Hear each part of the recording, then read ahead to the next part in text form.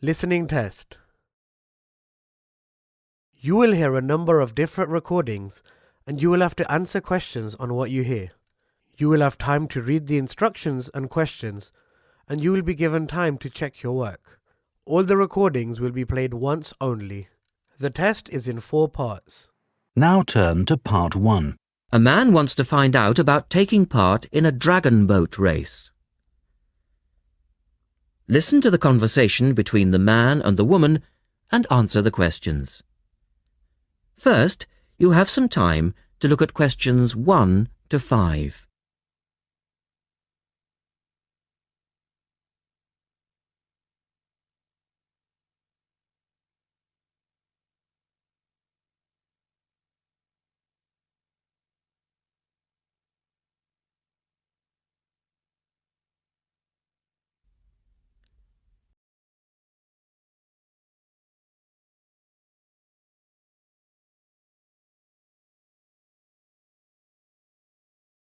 Now we shall begin.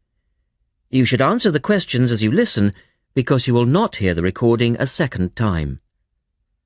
Listen carefully and answer questions 1 to 5.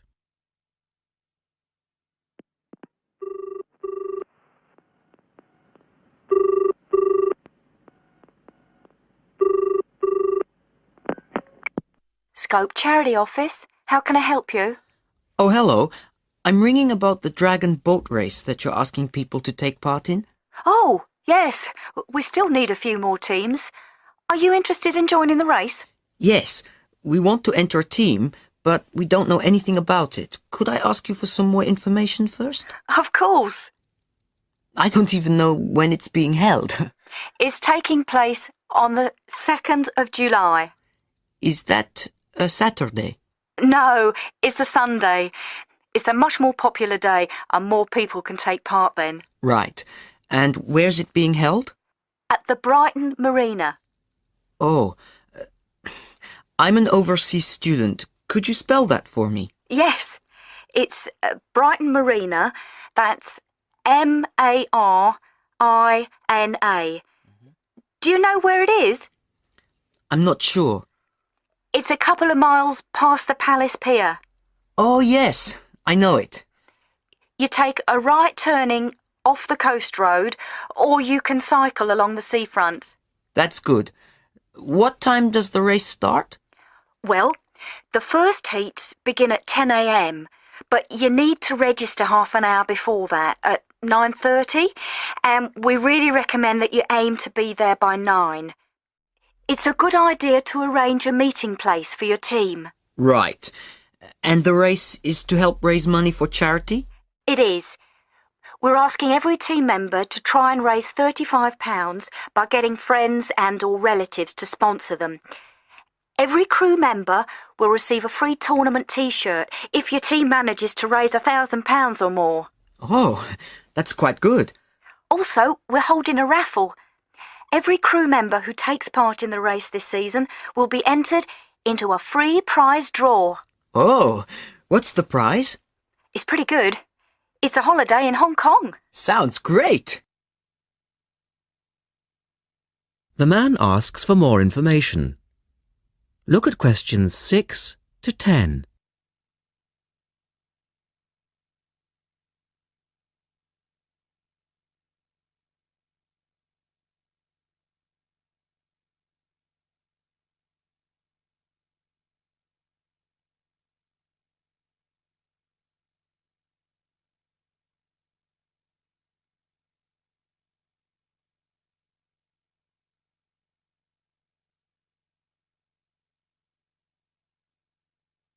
Now listen to their conversation and answer questions 6 to 10. Is there anything else you need to know? Could you just tell me a little bit more about the teams? Well, you need to have a crew of 20 people for your dragon boat, and you then need to agree on who's going to be the team captain. That will probably be you. Fine. I've got a group of 20 people who are interested. Do all the team members have to be a certain age? Well, there's no age limit as such, but if you have a team member who's under 18, then they have to get their parents' permission to take part. Yes, that makes sense. It isn't dangerous, but we do have boats that turn over in the water, and for that reason we need to insist that everyone wears a life jacket as well. And you can hire life jackets from us when your team arrives. What do you advise people to wear? Well, most people wear a t-shirt, shorts and trainers. I certainly wouldn't recommend that you wear jeans or boots. In fact, it's a very good idea to bring some spare clothes. Okay. It can get quite cold and wet if the weather's bad, and there's quite a bit of hanging around, especially if you qualify for the semi-finals or the final. I see what you mean. Have you got a name for your team? Oh, not yet, no. Well, you need to decide on one and then put it on the entrance form, which I'll send you. Oh, okay. So, if you'd like to give me your address, I'll be happy to send details first class. That is the end of section 1. You now have half a minute to check your answers.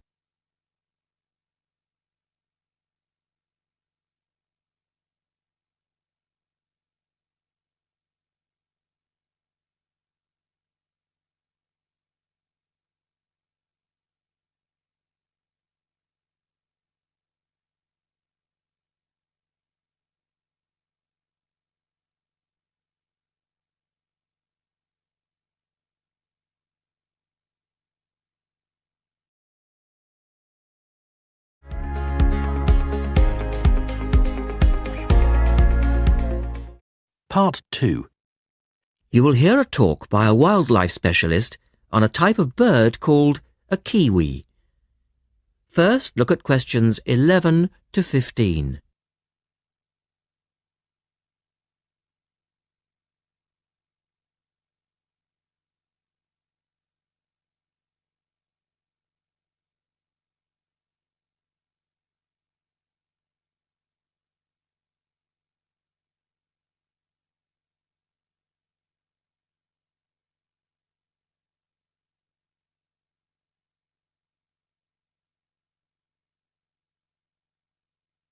As you listen to the first part of the talk, answer questions 11 to 15.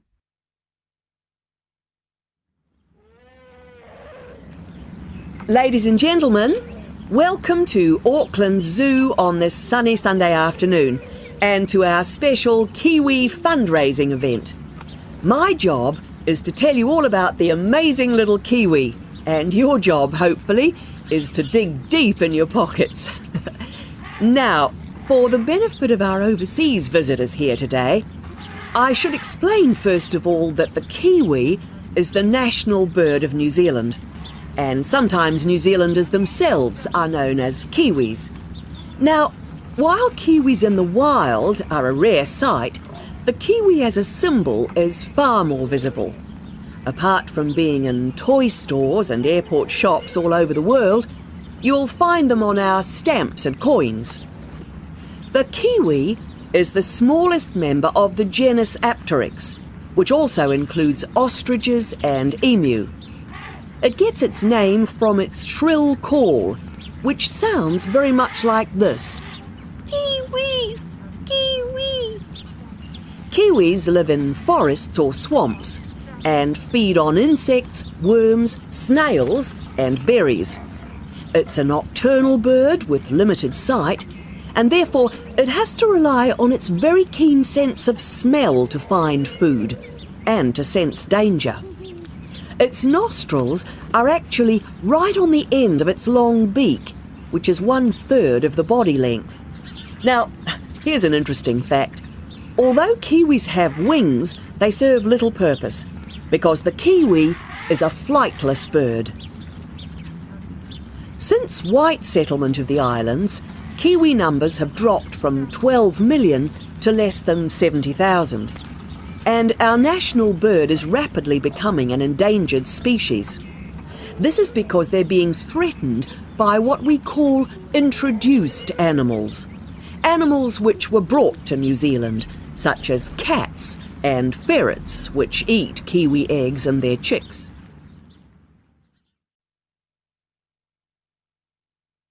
Now look at questions 16 to 20.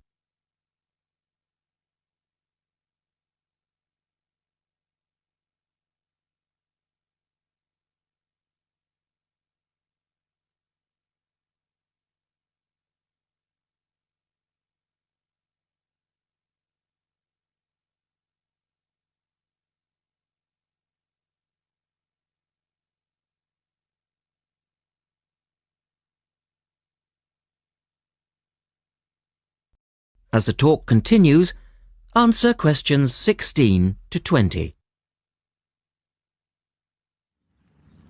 And so we have launched the Kiwi Recovery Programme in an all-out effort to save our national bird from extinction. There are 3 stages to this programme. Firstly, we have the scientific research stage. This involves research to find out more about what kiwis need to survive in the wild. Then secondly, we have the action stage. This is where we go into the field and actually put our knowledge to work. We call this putting science into practice. And then we come to the third stage, the global education stage. By working with schools and groups like yourself, as well as through our award-winning Kiwi website, we are hoping to educate people about the plight of the kiwi. As part of the action stage, which I just mentioned, we've introduced Operation Nest Egg, and this is where your money will be going. It works like this. It's a 3-stage process. First of all, we go out to the kiwi's natural habitat and we collect kiwi eggs. This is the tricky part, because it can be very difficult to find the eggs. Then, in safe surroundings, away from predators, the chicks are reared. Now, this can be done on predator-free islands or in captivity. They're reared until they're about 9 months old, at which stage the chicks are returned to the wild. So far, it's proving successful.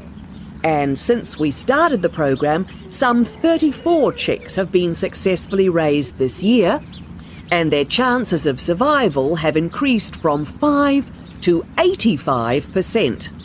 However, it's not time to celebrate kiwi survival just yet. About 95% of kiwi chicks still don't make it to 6 months of age without protection.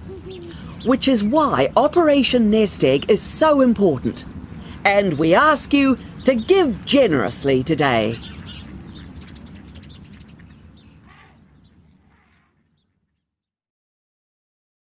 That is the end of section 2. You now have half a minute to check your answers.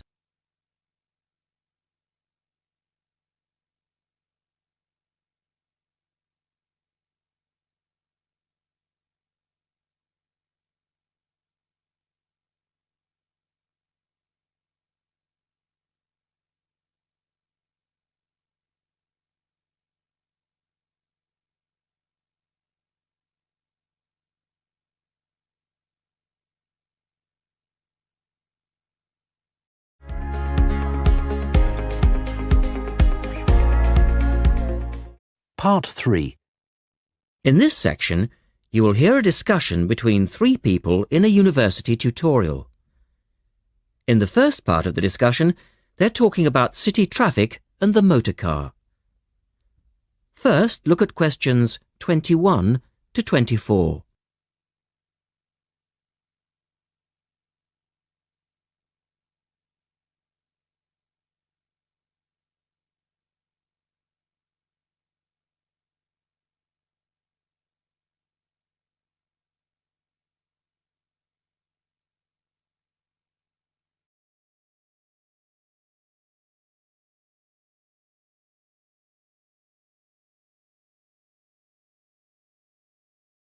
Now listen to the first part of the discussion and answer questions 21 to 24. We're very pleased to welcome Professor Isaac Nebworth to our tutorial group today. And he's come to share one of his pet passions with us, city traffic and our Western dependence on the motor car. I believe questions are quite welcome throughout. Thank you. Well, I know you're all very familiar with the superhighway here in Melbourne, but do superhighways automatically lead to super wealth, as our politicians would have us believe? I think not. Can you give us an example of what you mean exactly? Sure. Well, by continuing to encourage this dependence on the motor car, we simply create more congestion and more urban sprawl. And you can see that here in Melbourne, right under your nose. Excuse me, I would just like to say that I feel the sprawl is part of the city. The freeways mean people can enjoy the benefits of living away from the centre on larger blocks with gardens, but still be able to drive back into the city centre for work or entertainment. Well, I'm not convinced that people want to do that. And is our money being well spent? It may be okay for you now, but come back to me in 5 years' time. Let's take CityLink, for example, the new freeway here in Melbourne.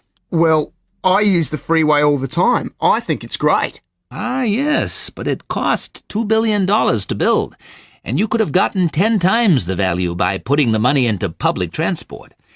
If you give the automobile road space, it will fill that space, and you'll soon find you'll be crawling along your CityLink. But surely you cannot simply blame the car. Some of the blame must rest with governments and city planners. Well, there is an argument, surely, that building good roads is actually beneficial because most new cars these days are highly efficient. They use far less petrol than in the past, and emissions of dangerous gases are low. Old, congested roads, on the other hand, encourage traffic to move slowly, and it's the stationary cars that cause the pollution and smog, whereas good roads increase traffic speeds and thus the amount of time cars are actually on the roads. Well, this is the old argument put forward by the road lobby, but for me it's clear-cut. Roads equal cars, which equal smog. Public transport is the way to go. In the second part of the discussion, the professor talks about public transport in different cities. Look at questions 25 to 30 first.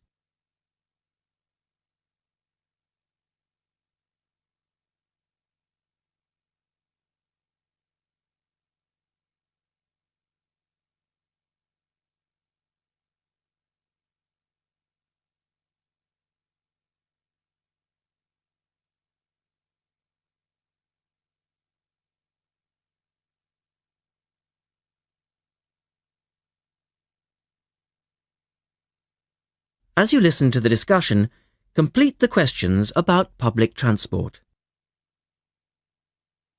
Now, on that topic of public transport, I read somewhere recently that Australia isn't doing too badly in the challenge to increase the use of public transport. Better than America, granted, but by comparison with Canada, it's not so good. For instance, if you compare Toronto with the U.S. metropolis of Detroit, only 160 kilometers away, in Detroit, only 1% of passenger travel is by public transport, whereas in Toronto it's 24%, which is considerably better than Sydney, which can only boast 16%. Well, I think it's encouraging that our least car-dependent city is actually our largest city. 16% of trips being taken on public transport in Sydney isn't too bad. But it's a long way behind Europe. Take both London and Paris, for instance, where 30% of all trips taken are on public transport. Well, they do both have an excellent underground system. And Frankfurt comes in higher still at 32%. I understand that they've been very successful in Copenhagen at ridding the city of the car. Can you tell us anything about that experiment? Yes, indeed. Copenhagen is a wonderful example of a city that has learned to live without the motor car. Back in the 1960s, they adopted a number of policies designed to draw people back into the city. For instance, they paid musicians and artists to perform in the streets. They also built cycle lanes, and now 30% of the inhabitants of Copenhagen use a bicycle to go to work. Sydney, by comparison, can only boast 1% of the population cycling to work. It could have something to do with all the hills? Then they banned cars from many parts of the city, and every year 3% of the city parking is removed. And by constantly reducing parking, they've created public spaces and clean air. Really? There are also freely available bicycles, which you can hire for practically nothing. And, of course, they have an excellent public transport system. Well, that's all very well for Copenhagen, but I'd just like to say that some cities are just too large for a decent public transport system to work well, particularly in areas with low population. Because if there aren't many people using the service, then they don't schedule enough buses or trains for that route. I accept that there's a vicious circle here, but people do need to support the system. And secondly, the whole process takes so long because usually you have to change. You know, from bus to train, that sort of thing. And that can be quite difficult. Ultimately, it's much easier to jump in your car. And often it turns out to be cheaper. Sure, but cheaper for whom? You or society? We have to work towards the ideal and not give in all the time because things are too difficult. Anyway, let's move on to some of the results of the survey, which I think you'll agree. That is the end of section 3. You now have half a minute to check your answers.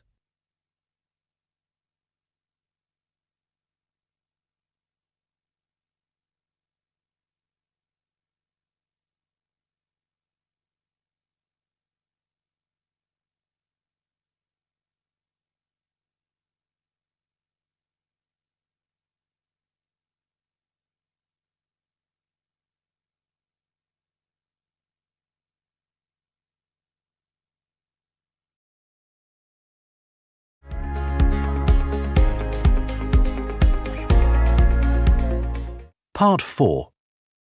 You will hear a lecturer talking about food preservation. First, you have some time to look at questions 31 to 37.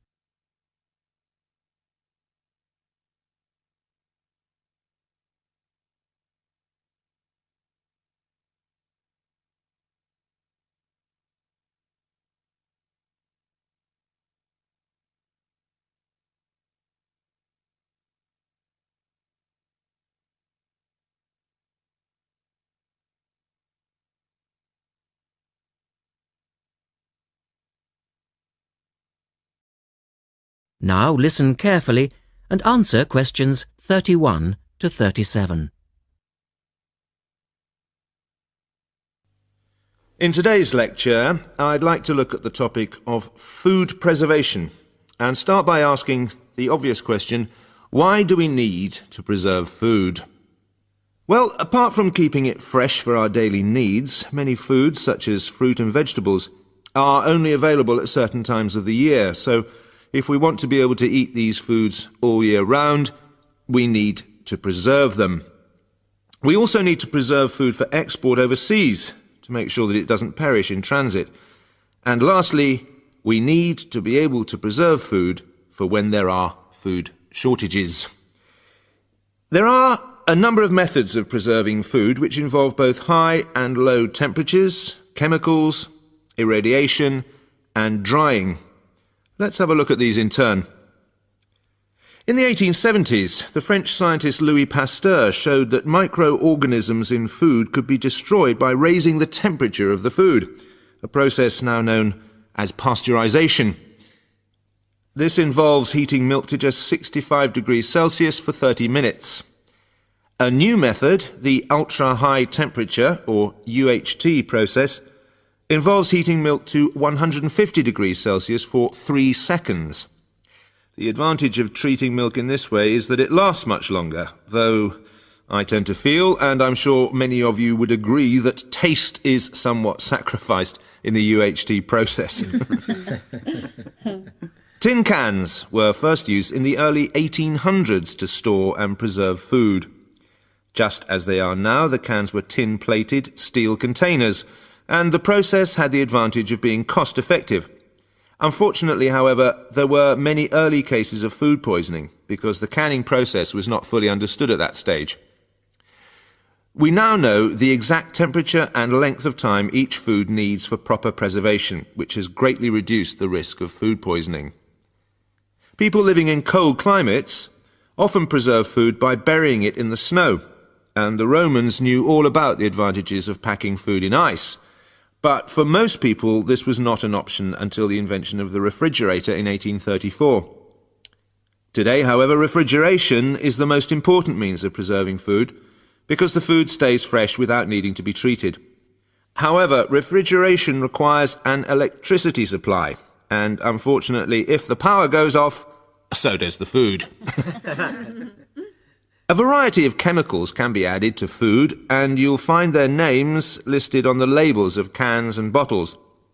Salt is probably the oldest of all the chemical preservatives and was used by many ancient civilizations for many years. Sugar also acts as a preservative and is used to preserve jams in much the same way that vinegar is used to pickle foods. Chemical preservatives are effective, but they do not suit all foods, and the processes involved are time-consuming. Another method of preserving food is by drying it. Most foods are 75% to 90% water, so if you remove the water, the microorganisms simply can't survive. When food is dried, it not only lasts a long time, but it also becomes much lighter, which is a big advantage, as this makes it cheap to store. Though some people argue that valuable nutrients are lost in the process. In the second part, the speaker describes the process of drying food. Look at questions 38 to 40.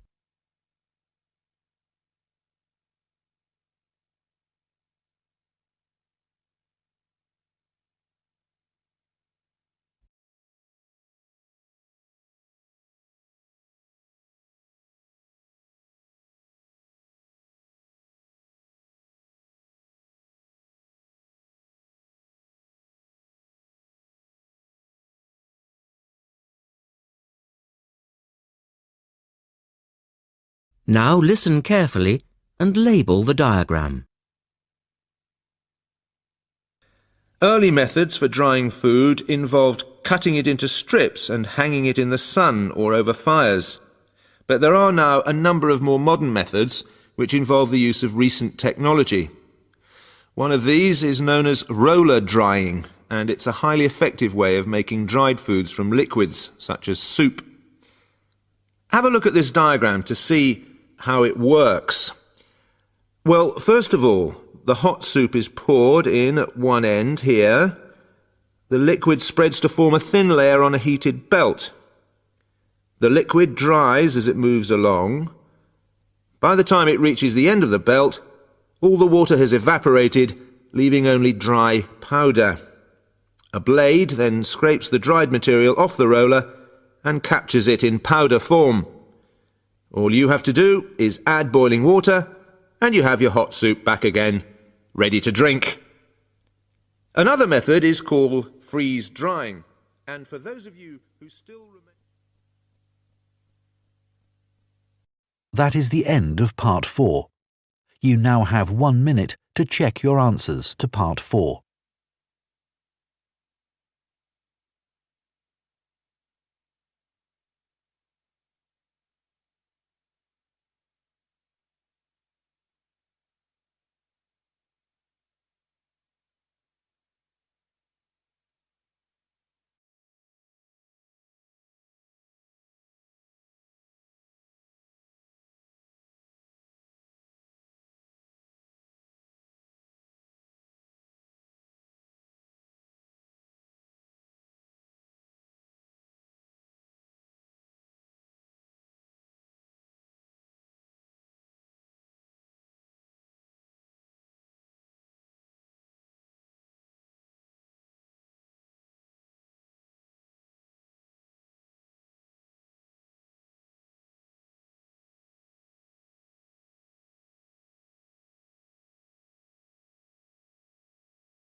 That is the end of the listening test.